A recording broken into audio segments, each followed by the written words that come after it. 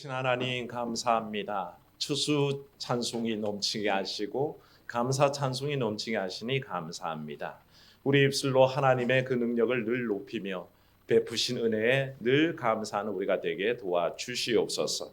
찬양을 기뻐 받으시고 같은 마음으로 환호하며 또한 박수하는 수많은 교우들 마음속에도 감사 찬송 넘치는 그런 귀한 시간으로 인도하여 주옵소서. 오늘도 주의 말씀 앞에 섭니다. 겸손하게 해주시고 주의 말씀 가운데 하나님께서 내리신 은혜를 기억하고 주의 은혜를 늘 생각하는 그 믿음이 다시 세워지도록 인도하여 주시옵소서. 주 예수님 이름으로 기도하옵나이다. 아멘. 네, 잘 오셨습니다. 앞뒤 좌우에 인사하시면서 잘 오셨습니다. 네, 그렇게 한 번 더 인사할까요? 축하합니다 하고 인사하십시오. 네, 오늘 우리 또 교회 생일이어서 우리가 자축하는 의미로 축하합니다. 서로 인사하는 것도 감사합니다. 네, 또 오셔서 축하해 주신 여러분께 감사합니다. 우리가 저번 재직회 때요 결의를 한 내용으로는 추수감사주일을 11월 셋째 주일에 지키는 것은 올해가 마지막입니다.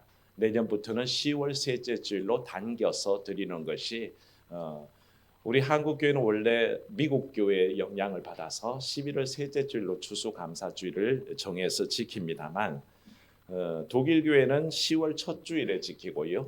또 캐나다 교회는 가면 10월 둘째 주를 지킵니다.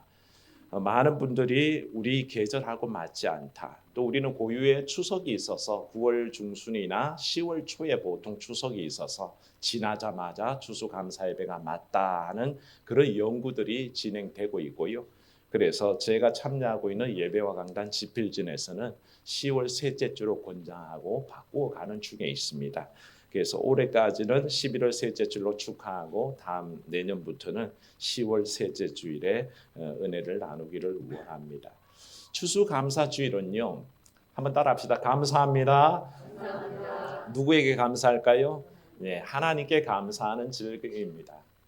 사람이 살다 보면 고마운 일 많잖아요. 누가 나에게 뭘 해주면 부모님 감사합니다. 선생님 감사합니다. 친구여 감사해 라고 말하듯이 우리가 살아가는 동안에 주신 은혜를 생각할 때 하나님 감사합니다 라는 고백이 필요한 줄로 믿습니다. 바로 이 추수감사주일은 하나님 감사합니다 라고 고백하는 절기입니다. 구약의 전통을 따르자면요, 구약에는 가을거지가 있었습니다. 가을에 모든 것들을 다 거둬들인 다음에 창고에 들이고 그 창고에 저장한 것을 감사하며 수장절을 지켰습니다. 그 수장절의 전통과 또 한국교회가 추수감사주일을 지키는 것은 청교도들이 신앙의 자유를 찾아서 신대륙으로 넘어와서 감사했던 그 추수감사주일의 전통을 지켜나가고 있는 것입니다. 하지만 각 시기들은 달랐지만 의미는 동일합니다. 뭐라고요? 하나님 감사합니다. 그렇게 고백하는 절기라는 것을 마음에 새깁니다. 오늘 특별히 신명기의 말씀을 통해서 이스라엘이 약속하신 가나안 땅을 이제 곧 얻게 된 시점입니다. 요단 동편 들에서 평지에서 건너편 가나안 땅을 쳐다볼 때에 모세는 감격스러웠습니다. 그리고 이스라엘 모든 백성들에게 그 풍요로움을 전하고 싶었고 그때까지 인도하신 하나님이 주신 은혜들과 복을 돌아보기를 원했습니다. 그래서 그게 감사와 찬송 돌리는 시간을 가지기를 원했는데 하나님 주시는 은혜와 복을 누리기에 백성이 마땅히 가져야 할 자세가 있었습니다. 뭐냐면 한 달 합시다. 복을 받기 기대합시다. 복 받을 걸 기대하는 여러분 되시기를 축원합니다. 모세가 가르쳐준 것은 요단 동편들에서 가나안 땅을 바라볼 때에 기대하라 그랬습니다. 그 땅이 그냥 땅이 아니라 오늘 말씀에도 쭉 나와 있지만 너무나 아름다운 땅이었습니다. 8장 7절에 나와 있지만 그 땅은 아름다운 땅이라 그렇게 얘기합니다. 그 땅이 아름다웠던 근거는 분명합니다. 먼저 물이 풍부했습니다. 골짜기든 산이든 넘치는 시내와 분천과 샘들이 터져 나오는 땅이었습니다. 그래서 얼마나 물이 많았는지 농경과 목축에 주로 사용할 물들이 풍성했고요. 또 거기에는 여러 농산물들의 수작이 많았습니다. 말씀에 열거되어 있지만 밀과 보리, 포도, 무화과, 석류, 감람나무 그런 과일들이 가득했습니다. 먹고 쓰기에 모자람도 없었고 부족함이 없는 땅이었습니다. 그리고 사회의 기초가 될 수 있는 광물도 풍부해서 길거리에 채이는 것이 철광석이요 산에서 거두는 게 굴이라고 그랬습니다. 그러니까 얼마나 좋은 땅이었겠습니까? 그러나 이런 조건들보다 모세가 이스라엘 백성들에게 이 땅은 아름다운 땅입니다. 좋은 땅입니다. 라고 선포할 때에 가장 중요한 것은 한번 따라합시다. 하나님이 도우시는 땅입니다. 모세는 그걸 선포하기 원했습니다. 그 땅에 물이 많고 농산물이 풍부하고 광석이 많아서가 아니라 이 땅은 하나님이 도우시는 땅입니다. 그래서 아름답습니다. 그렇게 선포한 것을 우리가 보게 됩니다. 신명기 11장에 가보시면요. 성경이 있는 분들은 잠시 찾아보시면 좋겠습니다만 신명기 11장 가면 고대 세계에서 이 땅이 너무나 아름다운 땅임을 얘기합니다. 신명기 11장 10절 12절 찾으신 분들 한번 같이 10절 11절 12절 읽어보겠습니다. 네가 들어가 차지하려는 땅은 네가 나온 애굽 땅과 같지 아니하니 거기에서는 너희가 파종한 후에 발로 물대기를 채소밭에 댐과 같이 하였거니와 너희가 건너가서 차지할 땅은 산과 골짜기가 있어서 하늘에서 내리는 비를 흡수하는 땅이요 내 하나님 여호와께서 돌보아 주시는 땅이라. 연초부터 연말까지 내 하나님 여호와의 눈이 항상 그 위에 있느니라. 아멘. 그 땅은요 하나님의 눈이 늘 함께하기 때문에 아름다운 땅이다. 모세가 그렇게 얘기하는 겁니다. 정말 부족함이 없는데 그 중에서도 가장 좋은 이유는 하나님께서 눈동자와 같이 지키는 땅이다. 그렇게 선포하고 있는 거죠. 그런데 고대 세계에 더 좋은 땅은 얼마든지 많았습니다. 가나안 땅과 비교도 할 수 없이 좋은 땅이 많았죠. 예를 들어서 티그리스 유브라데스 강가에 있는 아브라함의 고향 땅은요 너무 비옥한 땅이었습니다. 오죽하였으면 비옥한 초생딸 지역이라 그래서 정말 옥토와 같은 땅이 펼쳐져 있었습니다. 나일강 유역의 애굽 땅은 기름지지 않습니까? 그 땅을 보통 나일강의 정기적인 봄나무로 말미암아 아주 농사가 잘 되는 농토라고 그렇게 우리 세계사 시간에 많이 배웠을 겁니다. 그런 땅이었습니다.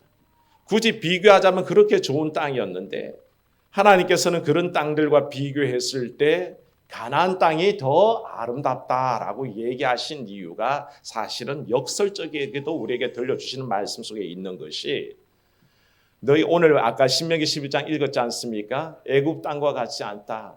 애굽 땅은 너희가 관계 수로를 돌려가지고 물을 끌어올려서 그렇게 농사 지어야 되는 땅이지만 내가 너희에게 줄 가나안 땅은 그런 땅이 아니다. 오직 하늘을 바라보고 이른 비와 늦은 비의 은택 속에 살아가는 땅이다. 그렇게 선포하셨습니다. 굉장히 역설적입니다. 사람의 눈으로 보면요. 관계 수로가 갖춰져 있어서 선진 농법으로 농사지는 그곳이 더 좋아 보입니다. 이스라엘의 땅은 가나안 땅은 그저 천수답입니다. 하늘만 바라보고 비 내기를 기다려야 하는데 희한하게도 하나님께서는 수고하고 애쓰지 않아도 때가 되면 이른 비와 늦은 비를 내려주셨다는 것입니다. 사랑하는 여러분 이 사실을 믿으십니까? 우리의 은혜에 살아가는 방식이 사실은 그렇습니다. 잘 준비되고 모든 것이 갖춰져 있어서 더 잘 살 것 같은데 그렇지 않다는 것입니다. 오히려 하나님께서 말씀하시기를 필요할 때 때를 따라 주시는 은혜가 있으니 너희가 그것을 감사하라 그렇게 말씀하고 있는 거죠. 오늘 우리의 삶이 그렇습니다. 다 갖춘 것 같은가요? 아니요. 아무것도 갖춘 것이 없는 것 같습니다. 그런데도 매일매일 부어주시는 은혜가 우리 가운데 넘치기 때문에 우리는 은혜로 살아갑니다. 고백하는 줄로 믿습니다. 바로 추수감사주일의 의미가 거기에 있습니다. 하나님 내게 주셔서 인도하셨습니다. 내게 모든 것을 허락하셔서 한 해를 또한 살아왔습니다. 하는 고백이 있기를 바랍니다. 객관적인 눈으로 볼 때요. 오늘은 교회 창립 53주년인데 별로 갖춰진 게 없습니다. 현적 교회를 와보신 분들은 늘 알지만 53년 세월에 비해서 많이 부족해 보입니다. 많은 교회들은 대형 교회죠. 아주 큰 교회라서 갖출 거 다 갖추고 있습니다. 오케스트라가 반주하고 찬양대가 1000명이나 모여서 같이 찬양하고 파이프 오르간이 웅장하게 그냥 연주하는 그런 예배당을 갖고 있습니다. 그런데 다 갖췄다고 은혜가 넘칠까요? 오히려 우리 현적교회 은혜 가운데 지나온 세월들이 감사한 줄로 믿습니다. 오히려 부족해서 감사하고 또 부족한 중에 은혜가 있어서 감사한 줄로 믿습니다. 바로 우리는 늘 하나님께서 허락하신 그 아름다운 땅, 아름다운 교회, 아름다운 가정으로 인하여 기뻐해야 할 줄로 믿습니다. 여기에서 우리가 늘 기억하는 것이 그것입니다. 하나님은 인도하고 계십니다. 그 고백이 필요합니다. 다 갖추어서 풍성한 게 아니라 관계 수로를 정비하기에 풍성한 것이 아니라 늘 넘치는 나일강과 티그리스 유프라테스 강이 있어서 풍성한 것이 아니라 인도하심이 있어서 감사합니다 하는 그 고백이 있기를 바랍니다. 그런데 모세가 이런 땅을 선포하면서도 걱정했던 게 하나 있습니다. 뭐냐 하면 또 한번 부탁드리겠습니다. 따라하십시오. 잊어버리지 마십시오. 모세는 그걸 부탁합니다. 다시 한번 큰 소리를 하겠습니다. 잊어버리지 마십시오. 모세는 이걸 당부하고 싶었습니다. 가나안 땅에 들어가서 모든 것이 풍성해졌을 때에 잊어버리지 마십시오. 오늘 말씀 11절 보시면요. 뭐라 했습니까? 내 하나님 여호와를 잊어버리지 않도록 하라. 그렇게 권면한 것을 보게 됩니다. 이 말씀 앞에서 우리는 가끔 반문합니다. 내게 은혜 주신 것이 있다면 어떻게 있겠습니까? 라고 얘기하는데요. 실상은 사람이란 것은 참 희한하게도 잘 잊어먹습니다. 날마다 까마귀 고기를 한 근씩 드시는지 얼마나 자주 잊어버리는지 모른다는 것입니다. 옛말에 얼마나 사람이 은혜를 잘 잊어먹는지 머리 검은 짐승 거두는 거 아니다 라고 그렇게 은혜를 망각하는 인간성을 지적하기도 하는데 우리는 그렇게 자주 잊어먹습니다. 아이들이 재밌는 것은요. 손주들 키워보셨죠? 손주들에게 뭔가 맛있는 걸 주면 그걸 받았을 때는 잘 기억합니다. 할미도 하나 줘. 그러면 얼마나 잘 입에 넣어주는지 몰라요. 근데 점점 더 봉지에서 자기 먹을 것이 줄어들고 자기 몫이 줄어드는 걸 보면 욕심이 생겨나면 이건 언제 할매가 줬냐 싶을 정도로 싹 안면 몰수합니다. 안죠. 딱 돌았으면 섭섭한 마음이 있죠. 하나님이 사실 그런 마음이 있으시리라는 생각이 듭니다. 처음 가나안에 들어가서 풍성함이 있을 때는요. 다들 간이라도 쓸개라도 빼줄 만큼 하나님 감사합니다. 그러다가 세월 지나서 내 능력이 조금 더 돋보이고 내가 뭔가 좀 한 것 같아지면 점점 하나님의 은혜는 잊어먹어 버린다는 것입니다. 사랑 여러분, 사람의 죄가 뭔지 아십니까? 사람의 죄는요, 하나님을 잊어버리는 데 있습니다. 하나님께서 내게 베풀으신 은혜들과 하나님께서 나를 구원하시기 위해서 행하신 일들을 잊어먹을 때에 인간들은 죄 가운데 살아갑니다. 그래서 사실은 하나님을 모르고 살아가는 삶이 죄라고 할 수 있죠. 하나님은 인생을 사랑하셔서 사실 모든 것을 창조하시고 베풀어 주신 분입니다. 사랑 여러분, 이 땅을 하나님께서 지으시고 우리에게 주신 줄로 믿습니다. 그런데 이걸 알고 살아가는 사람이 있는가 하면 어떤 사람들은 모르고 살아갑니다. 하나님께서 우리에게 모든 것을 다 주셨음에도 불구하고 거기에 대한 아무런 인식이 없습니다. 단지 마음속에 일어나는 인간의 죄와 욕망과 욕심 때문에 하나님을 점점 잃어버립니다. 그래서 성경은 말하죠. 욕심이 인통한 자 죄를 낳고 죄가 장성한 자 사망을 낳는다 그랬습니다. 사람이 하나님이란 존재를 모르고 하나님을 인식하지 못하고 그 은혜를 기억하지 못하고 살면 결국은 죄 가운데 멸망받을 수밖에 없다는 것입니다. 그게 우리 인생의 실존입니다.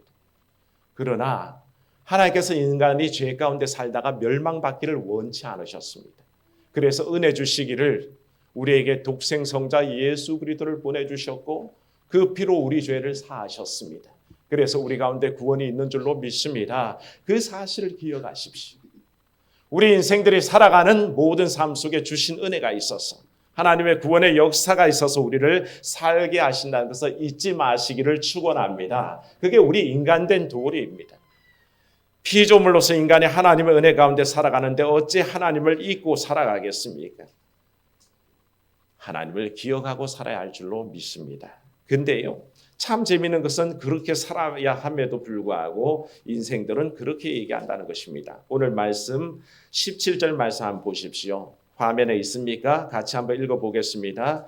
그러나 네가 마음에 이르기를 내 능력과 내 손의 힘으로 내가 이 재물을 얻었다 말할 것이라. 아멘.